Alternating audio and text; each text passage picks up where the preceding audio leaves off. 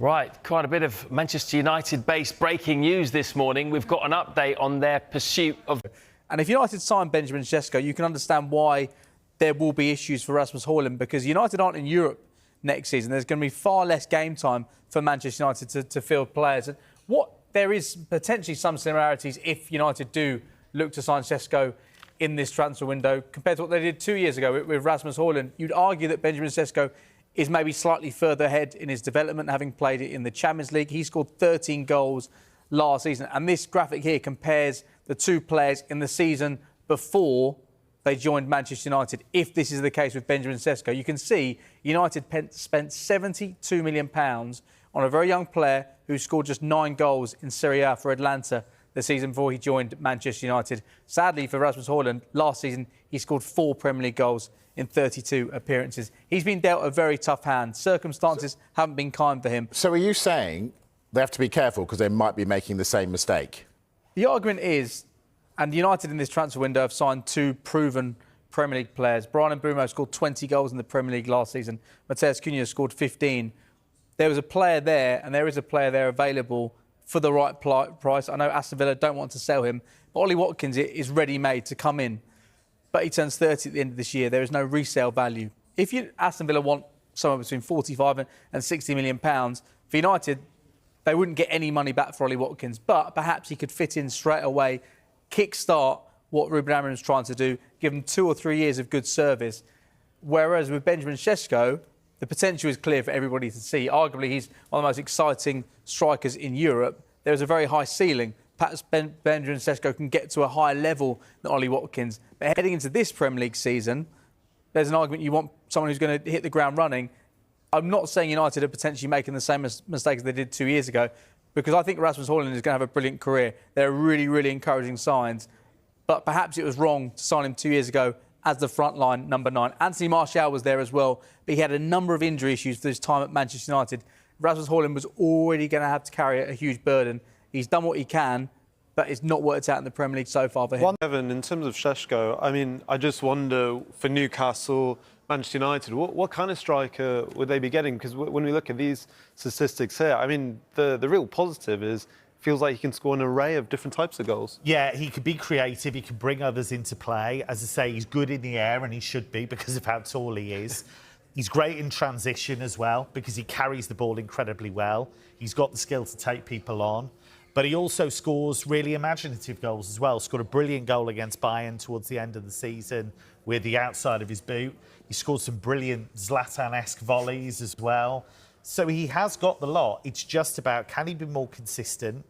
Can he tidy up some of the link play as well? Some of it's good, but some of it leaves a bit to be desired. And can he tidy up the decision-making? With the right coaching, I think he can really make a step. Football's a small world. Everyone talks. Agents, players, coaches, everyone talks, whether it's on the record, off the record, and then sometimes they talk to us as journalists as well. How can you keep something like a release clause confidential?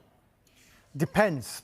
Actually, it's a good question because there's no one-size-fits-all when it comes to release clauses. I spoke to an agent earlier on today, and he tells me it all depends on how the release clause is worded in the contract. So it's basically individual case-by-case basis. Now, if a release clause is confidential, let's just take that case first of all, then a club, if they wanted to buy a player, would have to approach another club to find out, A, if there is a release clause, and B, the value of that release clause. It can be the case that details of a release clause can be made available to an interested club via a representative if that was what was agreed when that contract was signed with the release clause incorporated within it. But if it is confidential, then there is still a club-to-club contact that would have to be made.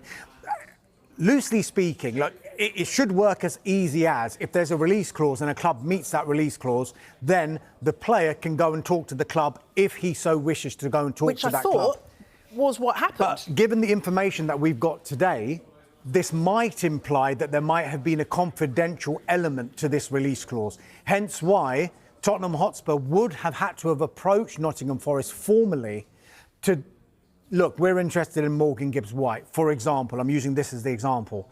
Breaking news out of Manchester. Benjamin Šeško is one step closer to becoming a Red Devil. The Slovenian wonderkid has agreed personal terms with Manchester United, and the deal is heating up fast. Could this be Ruben Amorim's next big striker signing? Let's break it all down. According to multiple reliable sources, including Fabrizio Romano, Šeško has committed to a long-term contract until June 2030, showing serious intent to be part of the Red Devils' future project. What makes this even more interesting? Šeško has only shown this level of commitment to Manchester United. Despite interest from other big clubs such as Chelsea, Arsenal, and even PSG, he never gave the same green light. That's a huge sign of where his heart is. While personal terms are wrapped up, the deal isn't fully complete just yet.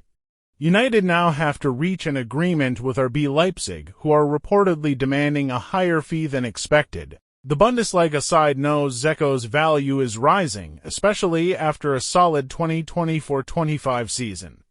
RB Leipzig are not under pressure to sell immediately, but they also understand the player's wishes, and when a player wants to leave, that often speeds things up. Age: 21. Tall, fast, clinical, often compared to Erling Haaland. Aerial threat, pace on the counter, strong hold-up play, deadly in the box.